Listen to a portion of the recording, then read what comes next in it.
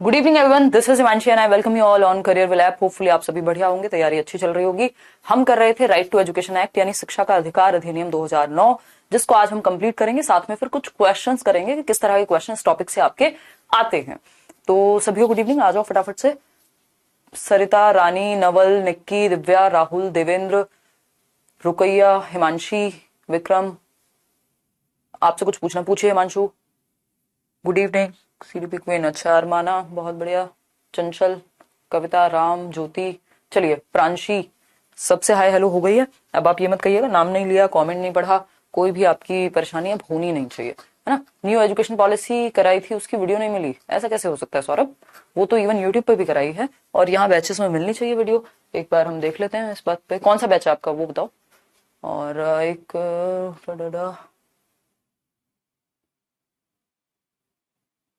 ये होता है, राखी उन स्कूल्स में उनकी चलती है तो बीच का रास्ता निकालना पड़ता है। प्राइवेट स्कूल्स में ना थोड़ा मनमानी ये लोग करते हैं। हाँ, सीडीपी का तो सब कुछ 30 के 30 नंबर मैं ही डिस्कस करूंगी सीडीपी के, और किसी का कोई मतलब नहीं है इसमें। और आप फर्स्ट क्लास अगर सीटेट के बैचेस की बात करें या कहीं पे भी अगर कोई बड़ा बैच भी है, तभी टाइम भी लगता है, बड़ी बड़ी क्लासेस हो जाती हैं, डोंट वरी। और अभी जल्दी ही आपको मतलब मैं कमिटमेंट तो नहीं बट कमिटमेंट के जैसा समझ लीजिए कि जो आपकी परेशानी है ना कि नोट्स, सीटेट की मैं बात कर रही हूँ, बाकी में तो क्लास नोट्स मिलते हैं हैंड रिटन, तो सीटेट वाले बैच में भी इस बार बाइलिंगुअल नोट्स मिल जाएंगे आपको। मतलब ये तो मिल ही रही है पीडीएफ वगैरह, एक अलग से शीट मिल जाएगी, प्रॉपर एक फाइल मिल जाएगी। जैसे जैसे क्लासेस चलती जा रही है हिमांशु, वैसे वैसे तैयारी करते जाओ। सुशील, चलिए कहानी शुरू करते हैं। अब क्वेश्चंस मत पूछेगा, मतलब क्वेश्चंस पूछ लीजिएगा, गुड इवनिंग वगैरह रहने दीजिएगा। छत्तीसगढ़ से हैं, अच्छा। नवल, मेल डाल सकते हो भाई, बहुत बढ़िया। हाँ, आपसे पढ़ी थी, 30 में से 29 आए थे, बहुत बढ़िया कनिष्का। चलिए बहुत बढ़िया, आते हैं। प्रैक्टिस कुछ नहीं करनी, सीटेट के लेवल पे जितना कराया जा रहा है उतना कर लीजिए। उसके अलावा फिर आप सिर्फ प्रीवियस ईयर, जिस भी पेपर के लिए आप जा रहे हैं उसका प्रीवियस ईयर देख लीजिए, उतना इनफ हो जाएगा। बाकी आपको क्वेश्चन साथ में भी कराए जा रहे हैं। देखिए, minimum number of working days, अगर minimum number of working days की हम बात करते हैं, किसकी? Minimum number of working days की बात करते हैं कि कितने दिन टीचर स्कूल में आए या वर्किंग डेज कितने दिन हो स्कूल के अंदर। इससे पहले हमने बात की थी कि बिल्डिंग कैसी हो जिसमें एक टीचर्स ऑफिस हो, मतलब टीचर्स क्लासरूम मिल सके हर एक टीचर को। उसके अलावा अगर हम बात करें मतलब बैठने की व्यवस्था हो टीचर के लिए, और एक हेड टीचर के लिए एक रूम हो जिसमें ऑफिस भी है, जिसमें स्टोर रूम भी है, और separate toilet for girls and boys, kitchen होनी चाहिए जहां पे मिड डे मील प्रिपेयर हो सके, प्लेग्राउंड हो, और सेफ और एडिक्वेट ड्रिंकिंग वाटर मिल सके, आरओ वाला पानी या साफ सुथरा पानी, कुल मिलाकर के। सब जगह तो अभी अवेलेबल नहीं होगा। Minimum number of working days, कितने दिन जो है वो कार्यरत रहे विद्यालय, कितने दिन खुले, तो 200 दिन, 200 working days for first to fifth class. भाई हमें पता है 360, 365 दिन में क्या होगा। 365 दिन में ऐसा तो है नहीं, छुट्टियां भी हैं और भी रीजंस हैं, कभी ठंड है कभी कुछ है ना रोशनी।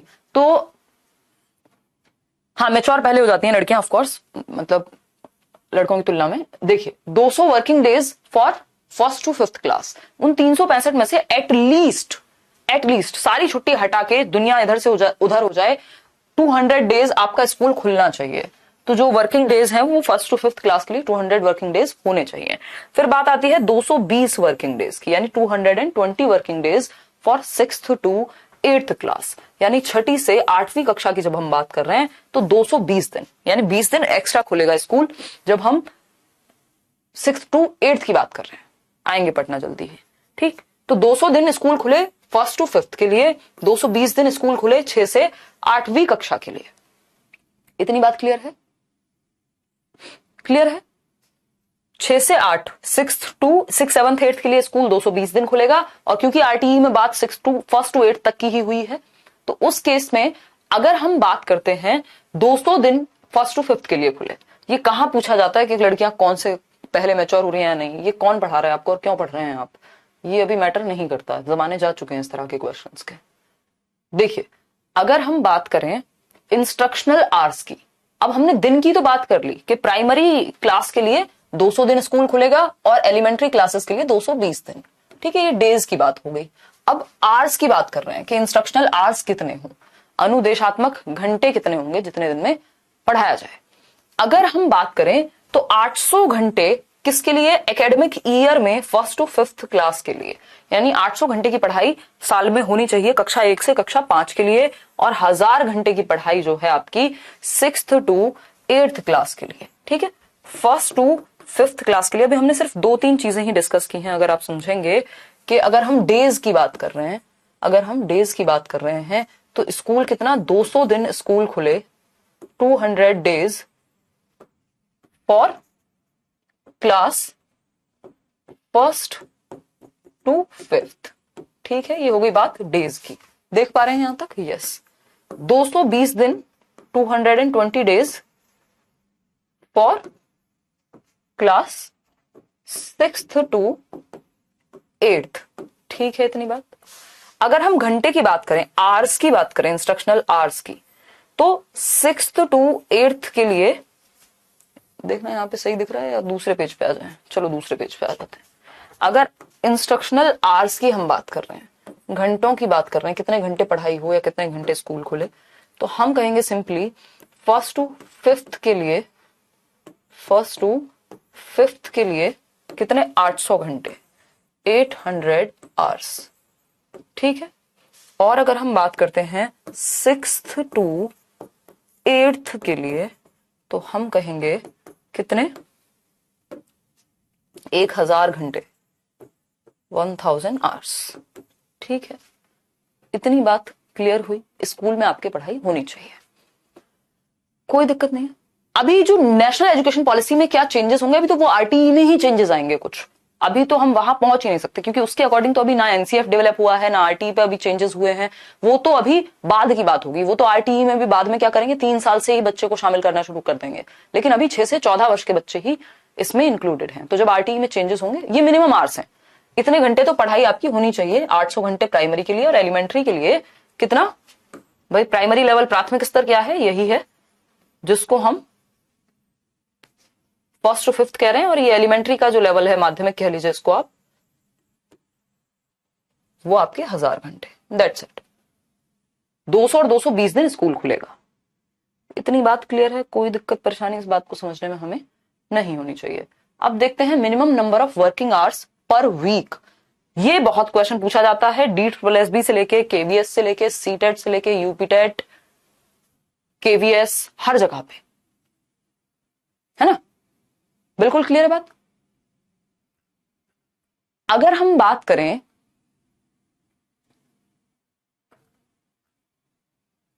हाँ, ये क्वेश्चन सीधा सीधा पूछा जाता है, minimum number of working hours, कितने घंटे एक सप्ताह में, 7 दिन में, 8 दिन में, जो एक हफ्ता है आपका, सप्ताह है, उसमें कितने दिन स्कूल खुलना चाहिए। स्कूल कितने दिन नहीं, कितने घंटे वर्किंग आवर्स होने चाहिए। तो 45 hours in a week including preparing hours. ये याद रखिएगा, प्रिपेयरिंग आवर्स इसमें इंक्लूडेड हैं। अभी DSSB में लास्ट टाइम क्वेश्चन आया था और कंफ्यूज कर दिया था कि विदाउट प्रिपेयरिंग आवर्स, यानी तैयारी, लेसन प्लानिंग इसमें इंक्लूडेड है कि नहीं है। एक ऑप्शन में था इंक्लूडेड है, एक ऑप्शन में था इंक्लूडेड नहीं है, है ना? तो इसमें आपका लेसन प्लानिंग इंक्लूडेड होती है, यानी जो टीचर, मान लीजिए अभी मैं आपके सामने खड़ी हूं, तो ये जो पीपीटी आपको दिख रही है, ये मेरी लेसन प्लानिंग का हिस्सा है। जब आप क्लास में जाते हैं तो आपका ये कर्तव्य है कि आप लेसन प्लान करके जाएं कि आज आप कैसे पढ़ाएंगे, क्या पढ़ाएंगे, किस तरह के उदाहरण देंगे। कुछ चीजें रैंडम भी होंगी, सब कुछ याद करके या फिक्स करके नहीं जा सकते, बट एक प्लान होना चाहिए। अगर प्लान नहीं होगा तो वो क्लास प्रॉपर नहीं चल पाएगी, फिर आप रैंडमली चल रहे हैं, उसमें समय भी ज्यादा व्यर्थ होता है और एनर्जी भी ज्यादा व्यर्थ होती है।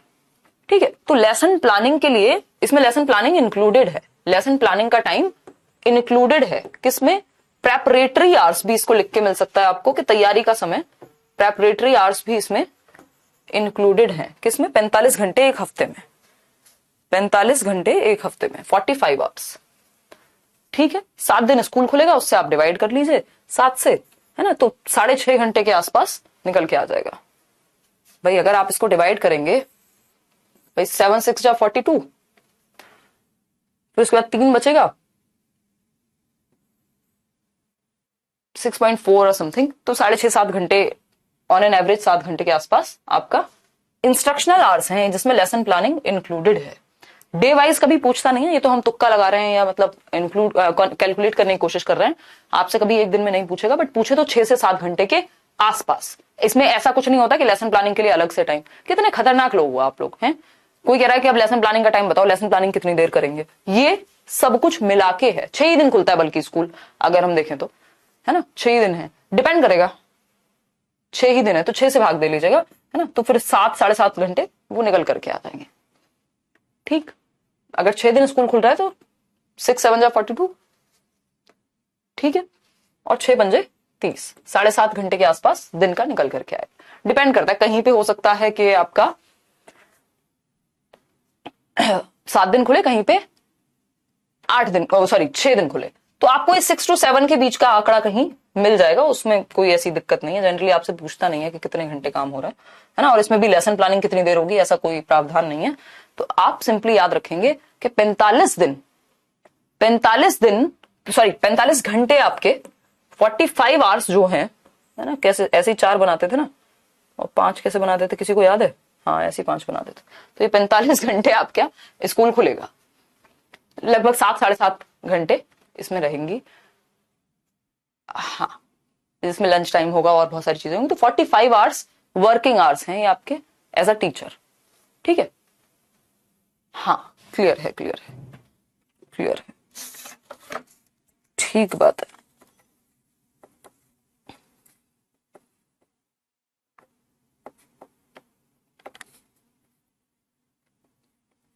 हाँ, 6 ही दिन स्कूल खुलेगा, ऑफ कोर्स, मेरा दिमाग पता नहीं कहाँ है। ठीक है, अगर हम बात करें 6 ही दिन स्कूल खुलेगा तो कुछ 7.5 घंटे के आसपास आपका इसमें डेली का एवरेज आ जाएगा, है ना। देखिएगा, कोई कह रहा है गुड नाइट, हाँ सही कह रहे हो। टी शर्ट चलो कराएंगे कुछ प्रावधान।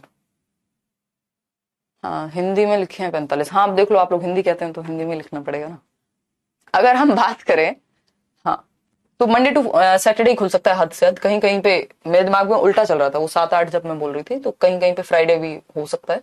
तो मंडे टू सैटरडे में आपका 6 दिन के हिसाब से 7.5 घंटे के आसपास आपका दिन का निकलेगा। ठीक है, 45 घंटे आपका, ये 45 आवर्स इंक्लूडिंग प्रेपरेटरी आवर्स। इसको दिमाग में बिठा लीजिएगा, बहुत महत्वपूर्ण है कि कितने घंटे पर डे काम करे टीचर। तो 45, सॉरी, पर वीक 45 घंटे काम करे। इतनी बात हमें क्लियर है। अब आते हैं कि स्कूल में लाइब्रेरी की सुविधा पे बात करते हैं।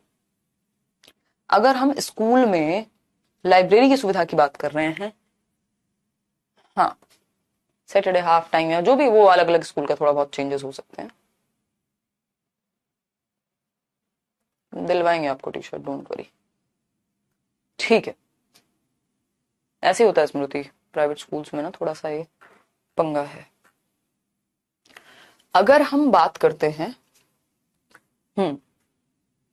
देखिएगा, अगर हम बात करते हैं किसकी, लाइब्रेरी की, पुस्तकालय की सुविधा की, जब हम बात कर रहे हैं यहां पे,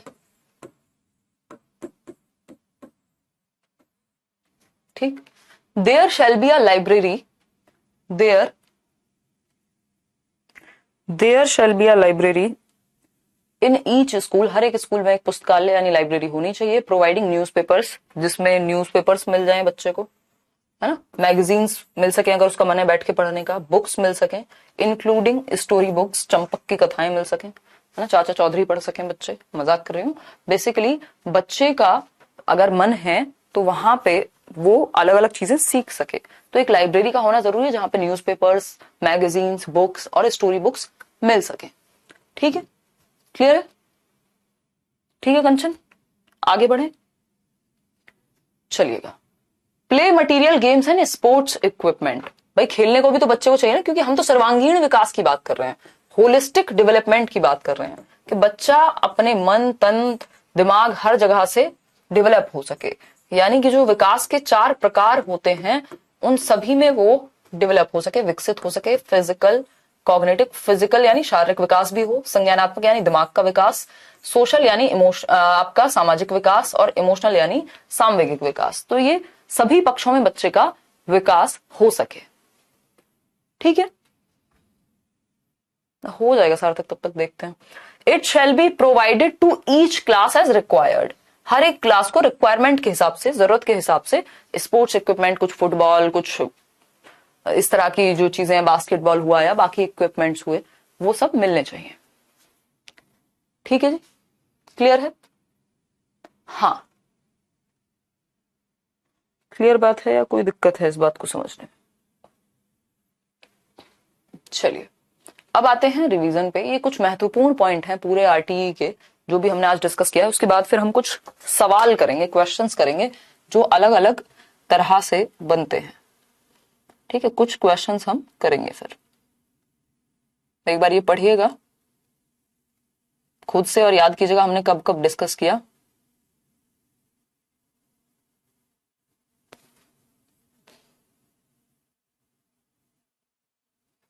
एक मिनट रुकिए।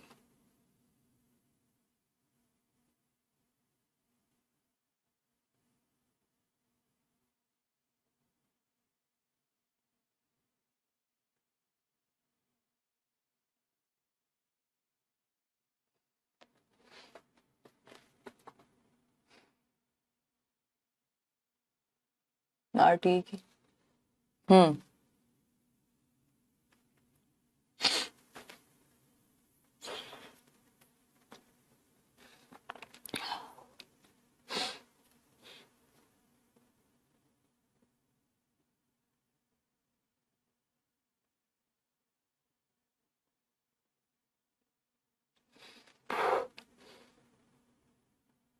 चले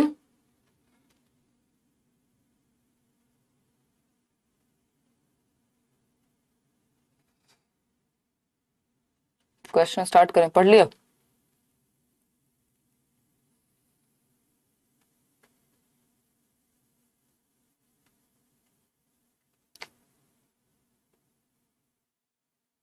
अरे भाई कहाँ पढ़ लिया आपने? कौन सी दुनिया में रहते हो? कमाल कर लिया है। कोई कह रहा है 46 घंटे, 45 घंटे, ये ऑफिशियल आंसर्स हैं। अगर कोई 50 भी कहे ना और कहे सही है, आपको चुपचाप से 45 लगा के आना है अगर एक नंबर चाहिए तो। ये सीधा सीधा तरीका है।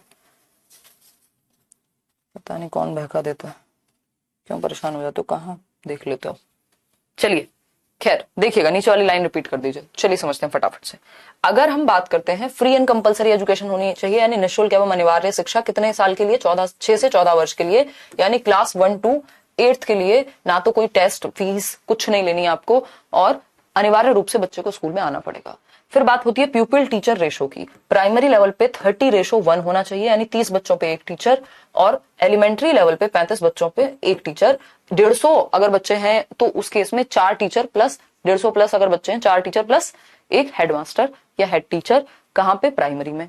ठीक है, अगर एलिमेंट्री की बात करें तो 200 के ऊपर हो जाएगी वो चीज। नंबर ऑफ वर्किंग डेज 200 दिन प्राइमरी के लिए, 220 दिन एलिमेंट्री के लिए। Working hours per week 45 hours यानी 45 घंटे।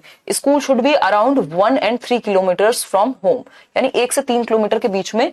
अगर हम प्राइमरी स्कूल की बात करें तो 1 किलोमीटर के दायरे में होना चाहिए, बच्चे के घर के 1 किलोमीटर के दायरे में प्राइमरी स्कूल होना चाहिए, और 3 किलोमीटर के दायरे में एलिमेंट्री यानी 6th to 8th के लिए स्कूल होना चाहिए। No denial of admission and transfer, ना तो आप टीसी के लिए पूछेंगे, ना ट्रांसफर के लिए मना करेंगे, ना एडमिशन के लिए मना करेंगे। कोई भी मुर्गा मुर्गी यानी कॉर्पोरल पनिशमेंट आप बच्चे को नहीं दे सकते, और ना ही उसको मानसिक प्रताड़ना दे सकते हैं। ठीक है, फिर हम बात करते हैं क्वालिफाइड टीचर्स जो है वो क्वालिफाइड होने चाहिए। जो रिकॉग्नाइज्ड स्कूल नहीं है, जो मान्यता प्राप्त स्कूल नहीं है, वो उस केस में आप क्या करेंगे? और यश या तो ये बात आप उदय सर से पूछें या फिर कॉल करें, है ना। अब बाकी टीचर्स की पीएनजी की जिम्मेदारी मैं कैसे लूंगा, आप बताओ, है ना। तो उस केस में या तो आप उदय सर से पूछ लीजिए, वो देख लेते हैं ये वाली चीजें, और दूसरा नहीं तो आप कॉल कर लीजिए जो कॉल सेंटर है ना। और हर टीचर का पढ़ाने का स्टाइल है, कुछ लोग पीएनजी देते हैं, कुछ लोग पीएनजी नहीं देते हैं, पीडीएफ नोट्स दे देते हैं। तो qualified teachers and recognised school, यानी मान्यता प्राप्त विद्यालय होने चाहिए और टीचर जो है वो क्वालिफाइड होने चाहिए। एसएमसी शुड बी देयर, यानी जो स्कूल संगठन स्कूल प्रबंधन कमेटी है, समिति है, जिसको हम स्कूल मैनेजमेंट कमेटी कहते हैं, उसका गठन होना चाहिए। और इसमें जो है आप जानते हैं 75% पेरेंट्स होंगे, मेंबर्स जो होंगे इसके। 25% में बाकी 3 कैटेगरी आ जाएंगी, चाहे वो टीचर्स हों, चाहे वो आसपास के इलेक्टेड मेंबर्स हों, या एरिया के इन्फ्लुएंशियल लोग हों। ठीक है, इतनी बात क्लियर है? कोई दिक्कत परेशानी इस बात को समझने में हमें नहीं होनी चाहिए। ये मैनेजमेंट कैसे होगा स्कूल में, ये देखती है ये कमेटी। अब कुछ सवाल हैं जो आपके सामने प्रस्तुत किए जाते हैं, जिनको आप सॉल्व करेंगे, फटाफट फटाफट पढ़ते जाएंगे और जवाब देते जाएंगे, है ना। देखिएगा, क्या समझ नहीं आता गायत्री? इतने फैक्चुअल टॉपिक में भी अगर आपको कुछ समझने में समस्या हो रही है तो आपको स्पेशली हम घर आकर के पढ़ाएंगे, है ना। ऐसा करना पड़ेगा हमें, या आप आ जाइए। ठीक, ये तो फैक्चुअल सा टॉपिक है, कहाँ समस्या आ रही है? पहले बीच में मिस किया होगा कहीं ना कहीं कुछ ना कुछ। देखिए अगर हम बात करें, फटाफट से आंसर लिखते जाइएगा।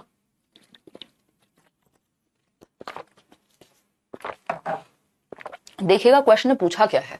बी कह रहे हैं ज्यादातर लोग, राहुल, रोहिणी, ज्योति, अनुज। देखते हैं गौरव, अगर हम देखें यहाँ पे तो यहाँ पे सिंपली लिखा हुआ है right to free and compulsory education, निःशुल्क एवं अनिवार्य शिक्षा की जब हम बात कर रहे हैं ऑफ चिल्ड्रन 2009, ये जो आरटीई एक्ट 2009 है, केम इनटू फोर्स, लागू कब से हुआ हमारे देश में? जो मुफ्त एवं अनिवार्य शिक्षा का अधिकार अधिनियम 2009 है, देश में लागू कब से हुआ? भाई ये तो उन्होंने कह दिया अधिकार अधिनियम कब का है, एक्ट कब का है? ये एक्ट है 2009, जो आरटीई एक्ट है वो है 2009, लेकिन लागू कब से हुआ? जैसे नेशनल एजुकेशन पॉलिसी तो कब से बन रही है? ये गलत आंसर दे दिया अंकेश आपने। ये आंसर 1 अप्रैल 2009 नहीं हो सकता, 1 अप्रैल 2010, यानी अगले साल से लागू हुआ है ना। आरटीई एक्ट 2009 इसका नाम है, लेकिन लागू हुआ 2010 में।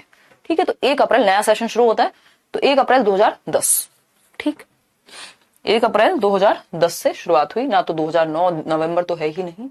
अब आते हैं सेकंड क्वेश्चन पे। सेकंड क्वेश्चन क्या कहता है, फटाफट से पढ़िएगा, कमेंट कीजिएगा, पढ़िए स्वयं से और फिर डिस्कस करेंगे। देखिएगा फटाफट, right to education act 2009 has been implemented from which class to which class, यानी कि सिद्धांशु लाइव क्लास चल रही है ना। कुछ लोग इतने बेचैन रहते हैं, शिक्षा का अधिकार अधिनियम 2009 किस कक्षा से किस कक्षा के लिए लागू किया गया है? कुछ लोगों ने फीस इसलिए दी है ताकि उनका सिर्फ नाम लिया जा सके। कितने दुख की बात है? आपने खुद से मेहनत करके कमाया हो या पेरेंट्स से लिया हो पैसा, तो नाम लेने से क्या हो जाएगा है? अगर आपका नहीं नाम लिया गया लाइव में भी या रिकॉर्डेड में भी या जैसे भी नहीं आया नंबर आपका हजारों लोगों में, और नाम लेने के लिए थोड़ा ना आए हो यार, पढ़ने के लिए आए हो कि शांति से बिना किसी ऐड के। यूट्यूब पे ऐड होते हैं बहुत सारे, एडवर्टीजमेंट है, उसके अलावा डिस्ट्रैक्शन इतनी है, आप देख रहे हैं बराबर में गाने की या कुछ और नोटिफिकेशन आ रहा है, कोई और वीडियो रिकमेंड हो रही है, तो यहाँ आप शांति से पढ़ पाए इसलिए आए हैं आप डेली बेसिस पे। तो उस केस में आप उस उद्देश्य को छोड़ करके नाम लेने पे इतने परेशान हो जाते हैं। कभी मिल लेंगे यार, नाम ही नाम ले लेंगे, कौन सी दिक्कत है। राइट टू एजुकेशन एक्ट की जब हम बात कर रहे हैं, has been implemented from which class to which class, यानी किस कक्षा से किस कक्षा तक लागू करने की बात की गई है। तो बी कह रहे हैं ज्यादातर लोग, शालिनी, आशा, प्रियांशी, रूबी कह रहे हैं कि भैया सी, नहीं बी होगा भाई। 1 से 10वीं तक नहीं है, 1 से 12वीं तक नहीं है, 1 से 5 तक नहीं है, 1 से 8 तक है ना। अब ये मत कह दीजिएगा 1 से 5 वाले भी तो आते हैं, लेकिन जो सही उत्तर, ज्यादा बेहतर उत्तर है वो है 1 से 8। कक्षा 1 से 8, 6 से 14 वर्ष तक के लिए निःशुल्क एवं अनिवार्य शिक्षा की बात हुई है, फ्री एंड कंपलसरी एजुकेशन की बात हुई है ना, निःशुल्क एवं अनिवार्य शिक्षा। इतनी बात क्लियर है, कोई दिक्कत परेशानी इस बात को समझने में नहीं होती। आगे बढ़ेंगे क्वेश्चन नंबर 3 पे। देखिएगा क्वेश्चन नंबर 3, अगर हम बात करते हैं, the right of children to free and compulsory education act 2009 ensures the right to free education of differently abled children. Differently abled किसको कहते हैं हम? दिव्यांग बच्चे को। ठीक है, निःशुल्क एवं अनिवार्य बाल शिक्षा अधिकार अधिनियम 2009 दिव्यांग बच्चों की निःशुल्क शिक्षा के अधिकारों को सुनिश्चित करता है। ये वर्ड ध्यान से पढ़िएगा, दिव्यांग बच्चे। नॉर्मल केस में नहीं पूछा है ये। अगर यहाँ कुछ नहीं लिखा होता तो आंसर चेंज हो जाता, अभी आंसर कुछ और होगा। कई लोग बी दे रहे हैं आंसर, कोई डी दे रहा है आंसर। डी किसने दिया? गरिमा ने दिया है, अभिषेक ने दिया है। यामिनी बी कह रहे हैं, यामिनी गलत हो गया आपका। अनामिका, मोहन, राहुल, निशा, गरिमा, इन लोगों के आंसर ठीक हैं। जो लोग भी डी दे रहे हैं, बी वाले आंसर आपके गलत हैं, क्योंकि कल ही हमने बात की थी कि आरटीई में बात की गई है अंडर आरपीडब्ल्यूडी एक्ट। ये कहा गया है कि जो डिसेबल्ड बच्चा है उसको हम 6 से 18 वर्ष तक फ्री एंड कंपलसरी एजुकेशन देंगे। इसके लिए अलग से एक्ट है, आरपीडब्ल्यूडी एक्ट, और ये बात आरटीई में कही गई है। तो फॉर एजेस 6 to 18, नॉर्मल बच्चे के लिए 6 से 14 वर्ष। तो ये नॉर्मल केस में है, 6 से 14 वर्ष नॉर्मल केस में। अगर यहाँ दिव्यांग या डिफरेंटली एबल्ड नहीं लिखा होता, 3 से 18 करने की बात चल रही है अभी नेशनल एजुकेशन पॉलिसी में, देखो कब होता है। ठीक है, 6 से 22 तो हो ही नहीं सकता, है ना। तो कुल मिलाकर के जो आंसर है वो डी ऑप्शन है। 6 वर्ष से 18 वर्ष तक की जो शिक्षा है दिव्यांग बच्चे के लिए, डिसेबल्ड बच्चे के लिए, वो फ्री एंड कंपलसरी एजुकेशन में आनी चाहिए। ठीक है ना खुशबू? हाँ बिल्कुल, आप लोगों ने जिन्होंने भी आंसर सही दिया है, बहुत बढ़िया। आगे बढ़ते हैं क्वेश्चन नंबर 4 पे। क्वेश्चन नंबर 4 क्या है? अगर हम बात करते हैं according to the RT act 2009 यानी राइट टू एजुकेशन एक्ट 2009 के अनुसार, how many hours per week do teachers in primary schools have to plan and work. यानी कि अगर हम प्राइमरी की बात करते हैं या इन जनरल भी अगर हम बात करते हैं तो कितने घंटे एक सप्ताह में टीचर्स को प्लानिंग प्लस वर्क यानी पढ़ाना, planning plus teaching. RT act 2009 के अनुसार प्राथमिक विद्यालयों में शिक्षकों को प्रति सप्ताह कुल कितने घंटे की योजना बनाकर कार्य करना है, यानी योजना बनाना भी इसी में शामिल है और कार्य करना भी इसी में शामिल है। कार्य का मतलब है टीचिंग, तो इंक्लूडिंग प्रेपरेटरी आवर्स, प्रेपरेशन के आवर्स भी आपके यहाँ इंक्लूडेड हैं। अभी डिस्कस किया था, इससे आसान क्वेश्चन और क्या पूछे आपसे। आंसर होगा 30 घंटे, 45 घंटे, 42 घंटे या 50 घंटे। आंसर होगा 45 घंटे।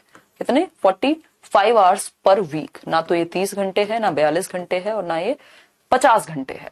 एक दिन का पूछे तो कुछ 7 घंटे, 6 से 7 का ऑप्शन होगा या तो, या 7 से 8 का होगा, तो आप 7 से 8 चूज करेंगे। बेसिकली 7 घंटे के आसपास आपसे एक ही क्वेश्चन में पूछ लेगा, तो अराउंड 7 आवर्स, 45 आवर्स एक हफ्ते में, दिन के 7 घंटे के आसपास, 7 साढ़े 7। देखिएगा, अगर हम बात करते हैं नेक्स्ट क्वेश्चन की, जो कि है क्वेश्चन नंबर 5। आप जवाब देंगे, पढ़ेंगे ताकि चीजें क्लियर हों।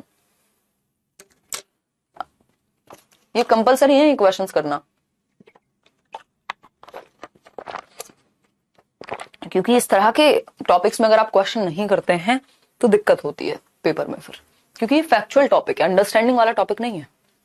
मतलब अंडरस्टैंडिंग इसमें रखनी है, लेकिन कॉन्सेप्चुअल से ज्यादा यहाँ फैक्चुअल चीजें हैं, क्योंकि ये एक्ट है ना, ये संविधान में एक तरह से चेंजेस हो गए। और अगर पूछ ले किस संशोधन में आता है ये, तो आप लिखेंगे 86वां संविधान संशोधन, यानी 86th अमेंडमेंट एक्ट 2002 में हुआ था संविधान संशोधन। ये छोटी छोटी चीजें हैं जो हमने पढ़ी हैं, बट आपको याद भी रखनी है साथ साथ। आंसर कीजिएगा, डी ऑप्शन कह रहे हैं कई लोग जो हैं वो ऑप्शन डी कह रहे हैं, बी भी कह रहे हैं। मिक्स्ड आंसर सारे हैं आपके, पढ़ के भी भूल जा रहे हो। हाँ, ऐसे काम मत करो यार। एक मिनट रुकना।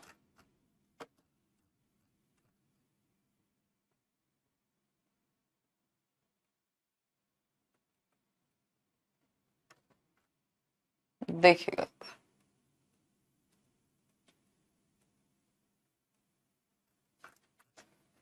समझते हैं एक बार। कमेंट्स आपके ऊपर जा ही नहीं रहे। देखिएगा,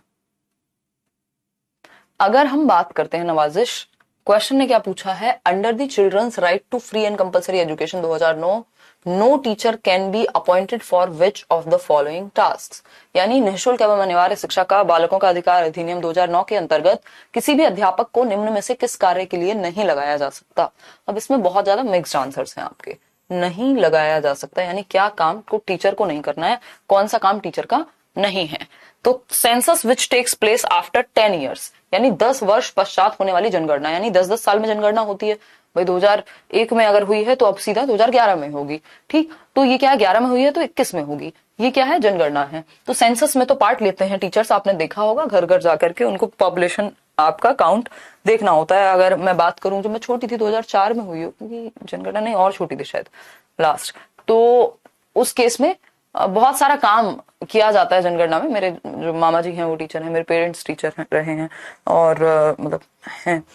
तो उस केस में क्या मैं देखती थी बहुत ज्यादा काम बढ़ जाता है टीचर्स का। बट ये कब होती है, जो आपका समर वेकेशन है उसमें समय मिल जाता है तब कर लेते हैं। तो टीचर्स ये काम करते हुए आपने देखा होगा कि सेंसस में टीचर्स इन्वॉल्व होते हैं, ठीक है। फिर आती है बात डिजास्टर रिलीफ वर्क, यानी आपदा राहत कार्य अगर जरूरत पड़े तो बिल्कुल इनकी ड्यूटी लगाई जा सकती है।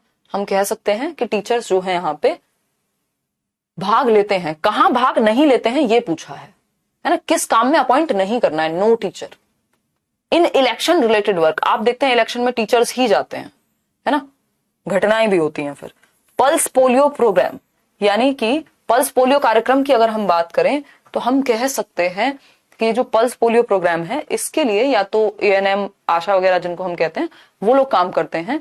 पल्स पोलियो में टीचर्स अब काम नहीं करते हैं। अब ड्रॉप जो है वो टीचर्स नहीं पिला सकते या पिलाएंगे, ये ड्यूटी इनकी नहीं होती है ना। वैसे भी भारत जो है पोलियो फ्री घोषित हो ही गया है, लेकिन टीचर्स का काम नहीं है इसमें, तो D option is the right answer over here. आगे बढ़ेंगे क्वेश्चन नंबर 6 पर। देखिएगा फटाफट से क्वेश्चन नंबर 6 क्या कहता है, समझेंगे। कमेंट्स अटक चुके हैं आपके, पता नहीं टीम क्या करती है हमारी। देखिएगा एक बार।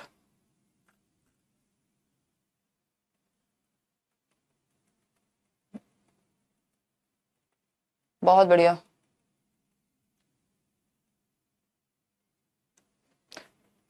हाँ, no teacher involve in it, right Nitin. चलिएगा, बहुत बढ़िया। देख लो निक्की, यहाँ भी देख लो, वहां भी देख लो, क्या दिक्कत है।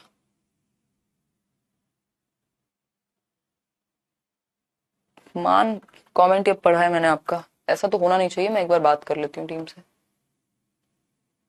चलिए देखिएगा क्वेश्चन, देखिएगा फटाफट से। अगर हम बात करते हैं in which article of Indian constitution, भारतीय संविधान के किस अनुच्छेद में the right to free and compulsory education for children in the age group of 6 to 14 has been included, यानी 6 से 14 वर्ष के आयु वर्ग के लिए निःशुल्क शिक्षा की जो बात भारतीय संविधान के किस अनुच्छेद में हुई है, किस आर्टिकल में हुई है, ठीक है, किस आर्टिकल में हुई है। ये आर्टिकल 45 जो है ये स्टेट के लिए था, इसमें फंडामेंटल राइट नहीं थी एजुकेशन, ईसीसीई के लिए था, है ना, अर्ली चाइल्डहुड केयर एजुकेशन 3 से 6 वर्ष के बच्चों के लिए।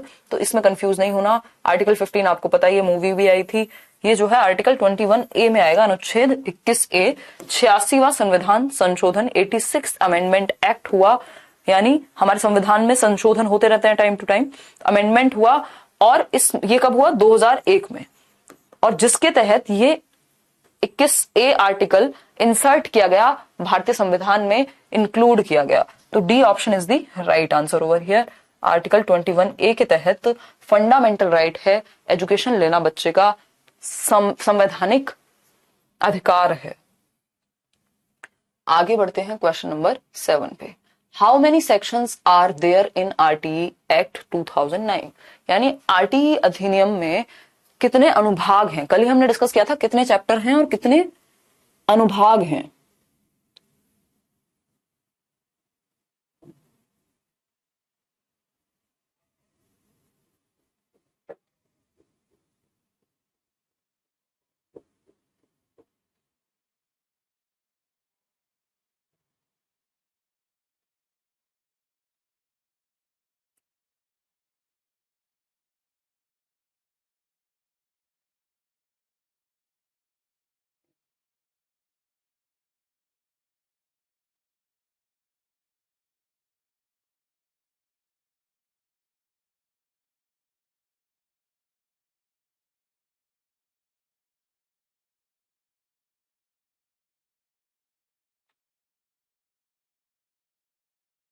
देखिएगा, अगर हम बात करें तो 38 सेक्शन हैं, बिल्कुल सही बात है। और चैप्टर कितने? 7।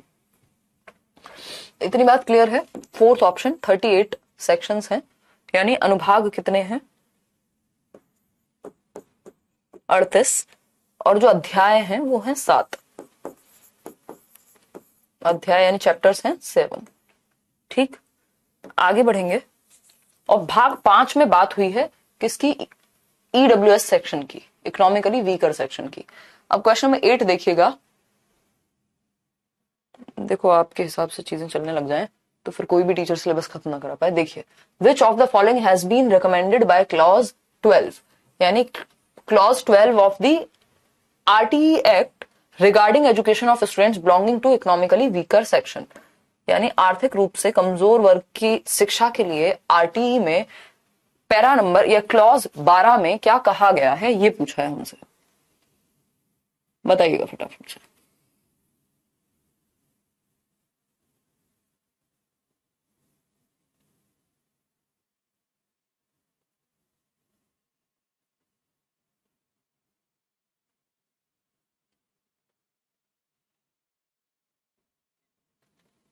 जितना कराया जाता है उतना जरूर कर लिया करो, एटलीस्ट उतना जरूरी है करना। 8th का बी देखिएगा। अगर हम बात करें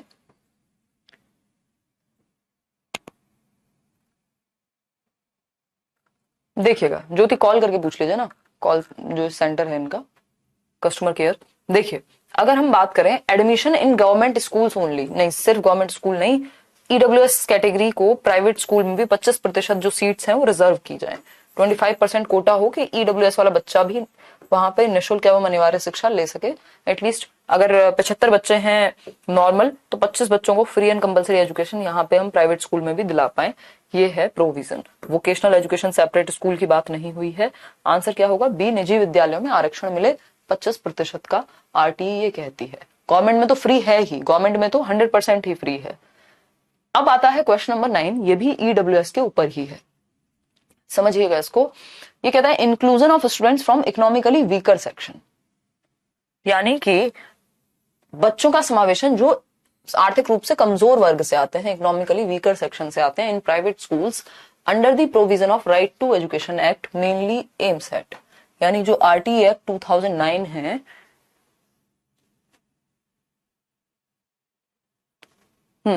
देखिए कोई बात नहीं, जिनकी क्लास मिस हुई है देखिएगा फटाफट से।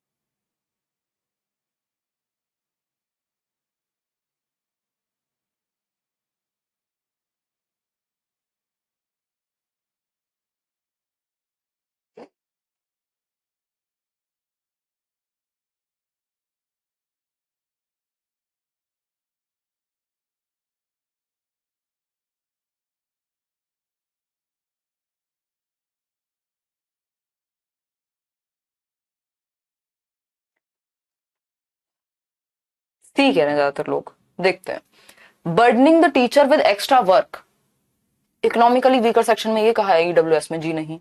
परपेचुएटिंग इनइक्वालिटी इन एजुकेशन, यानी शिक्षा में असमानता को कायम रखेंगे नहीं घटाएंगे। Reducing social stratification is the right answer. Strengthening stereotypes related to social classes, ये गड़बड़ है कि सामाजिक आर्थिक वर्गों से संबंधित रूढ़ियों को मजबूत करना, ये कोई बहुत अच्छी बात यहाँ हुई नहीं। तो सामाजिक स्तरीकरण को कम करना, यानी रिड्यूसिंग सोशल स्ट्रेटिफिकेशन, यानी जो स्तरीकरण है कि ये मिडिल क्लास है, ये हायर क्लास है, ये आपका लोअर क्लास है, तो इसको हम कम कर सकें, एटलीस्ट एजुकेशन तो सबको मिल सके, है ना, है तो इंसान ही वो भी। ये है कि स्टीरियोटाइप को बढ़ावा देना कि जो सोशल क्लास है कि जो अमीर है वो अमीर ही रहने चाहिए, गरीब बच्चे को अमीरों के स्कूल में मत भेजो, ये होगा स्टीरियोटाइप को बढ़ावा देना। तो सी ऑप्शन है, सामाजिक जो स्तरीकरण है, एटलीस्ट गरीब के बच्चे को भी अच्छी एजुकेशन मिल पाए, इसका उद्देश्य तो यही था। क्वेश्चन नंबर 10 देखिएगा एक बार फटाफट से। क्वेश्चन नंबर 10 है, according to RT act 2009 the pupil teacher ratio for primary schools should be, यानी प्यूपिल टीचर रेशो समझते हैं आप, शिक्षार्थी और शिक्षक का रेशो अनुपात। आरटी एक्ट 2009 के अनुसार प्राथमिक विद्यालयों के लिए विद्यार्थी अध्यापक अनुपात क्या होना चाहिए, फटाफट से देखेंगे। विद्यार्थी अध्यापक अनुपात या शिक्षक शिक्षार्थी अनुपात क्या होना चाहिए, पीडीएफ मिल जाएगा, नोट करने की क्या जरूरत है, करते हो तो कर लो, अच्छी बात है। 30:1 प्राइमरी के लिए अगर पूछा है, अगर एलिमेंट्री के लिए पूछा होता तो एलिमेंट्री के लिए 35:1 हो जाता, ठीक है। किसके लिए पूछा है, 30:1 प्राइमरी क्लासेस के लिए, ठीक, 30:1 ये प्राइमरी के लिए कि 30 बच्चों पे एक शिक्षक या शिक्षिका। आगे बढ़ेंगे, आज का आखिरी सवाल है if I am not wrong, तो हाँ देखिएगा, क्वेश्चन है विच ऑफ द फॉलोइंग, आज लास्ट में कुछ क्वेश्चन भी मैं आपसे ले लूंगी। विच of the following is the latest legislation passed by the Indian parliament for people with disability, यानी भारतीय संसद में दिव्यांग व्यक्तियों के लिए निम्नलिखित में से कौन सा कानून हाल ही में पारित किया गया है, बताइएगा। दिव्यांग व्यक्तियों के लिए हाल ही में पारित कानून के बारे में बताइएगा फटाफट से।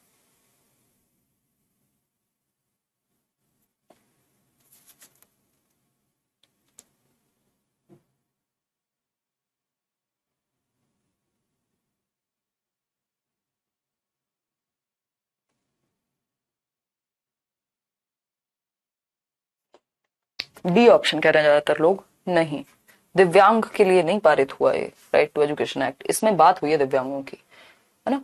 Right of person with disabilities, RPWD, हाँ ठीक तो है। नेशनल एजुकेशन पॉलिसी नहीं। Person with disabilities equal opportunities protection of rights and full participation act. बताइएगा क्या आंसर इसका होना चाहिए, फटाफट से बताइए। आंसर होना चाहिए C, rights of person with disabilities act, RPWD act. आज के लिए इतना ही रखते हैं और होपफुली आपको ये सेशन जो है वो पसंद आया होगा। पीडीएफ आपको मिल जाएगी। इसके अलावा अगर हम बात करते हैं तो आपका कोई भी डाउट, कोई भी सवाल मन में है तो हमारे पास आज थोड़ा सा समय है कि हम बात कर सकें अगले कुछ मिनट्स इसी बात पे, ठीक है। अगर आपको लगता है कि कोई डाउट है पूछने लायक किसी भी, कहीं भी से भी, कैसा भी, तो अब आप पूछ लीजिए, है ना। जब बीच में आप पूछते हैं तो वो तकलीफ का कारण बन जाता है। क्यों? क्योंकि ये है आपका डाउट बॉक्स, आप डाउट इसमें फेंक के मारिए उधर से, है ना। बताइएगा। गुड नाइट जी। कल हम एनसीएफ शुरू करेंगे, कल से। थर्सडे है ना आज, कल फ्राइडे है, क्लास होगी आपकी। एनसीएफ की कहानी हम कल डिस्कस करेंगे। एनसीएफ एक डॉक्यूमेंट है। एईएस के लिए कुछ टिप्स कर लेंगे इस पे बात।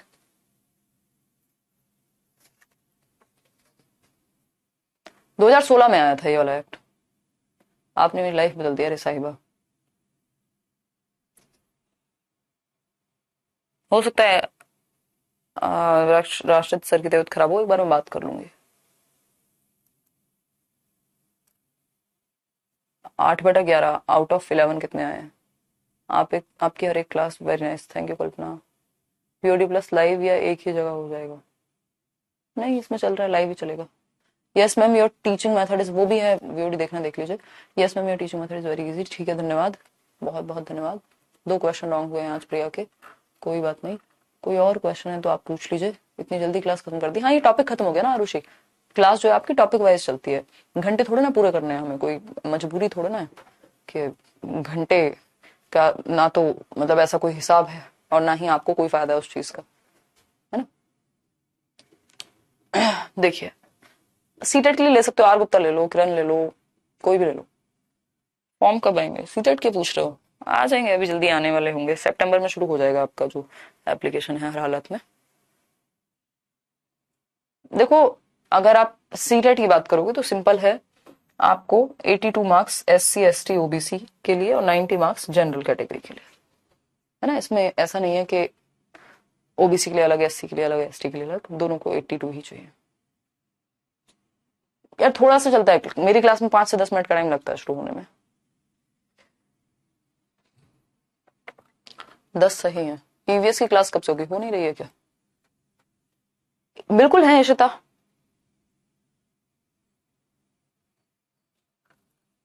हाँ, देखो नोट्स भी अपडेट होते रहते हैं टाइम टू टाइम।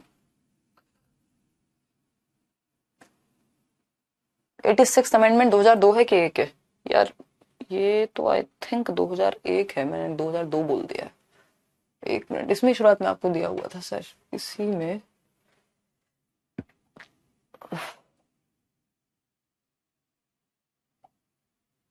देखिएगा,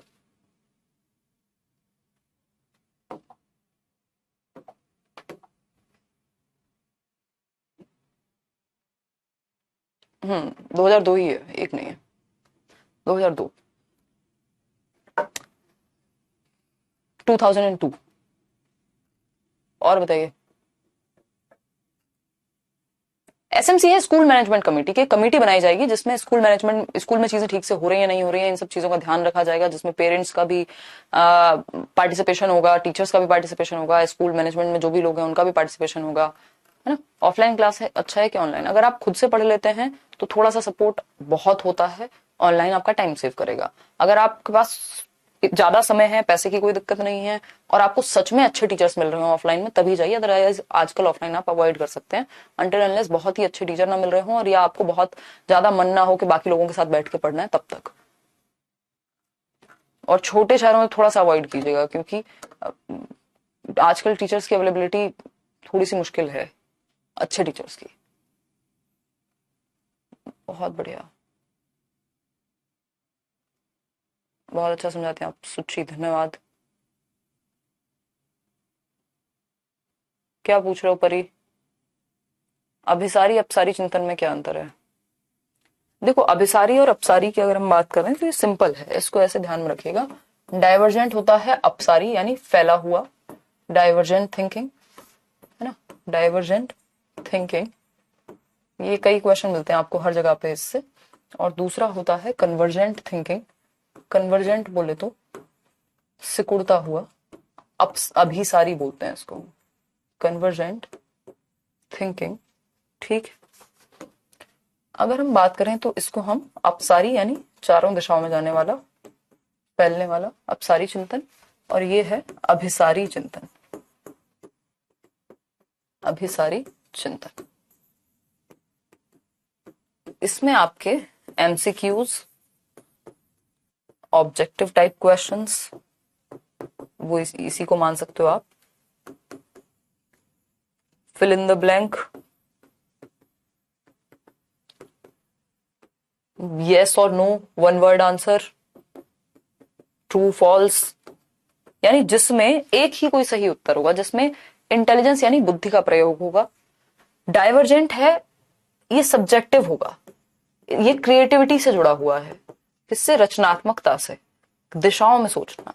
एक समस्या दी गई, आपने 10 सॉल्यूशन सोच दिए कि पॉल्यूशन को ऐसे भी कम कर सकते हैं, ऐसे भी कम कर सकते हैं, ऐसे भी कम कर सकते हैं, ऐसे भी कम कर सकते हैं। यहां पे आपको 4 अगर ऑप्शन है तो उनमें से एक चूज करना है। ये है एक पॉइंट से दिशाओं में जाना, ये है दिशाओं से एक पॉइंट पे आना। ये क्या है? दिशाओं से एक पॉइंट पे आना। ठीक है, ये क्रिएटिविटी के चैप्टर में आता है वैसे तो। ये क्रिएटिविटी से जुड़ा हुआ है डाइवर्जेंट थिंकिंग, जो जॉय पॉल गिलफर्ड ने जोड़ा है, और कन्वर्जेंट थिंकिंग से जुड़ी हुई है बुद्धि यानी इंटेलिजेंस। जब आपने एमसीक्यू सॉल्व किया तो आपने बुद्धि का प्रयोग किया, 4 में से एक चूज करने में कोई क्रिएटिविटी आपकी नहीं लगी।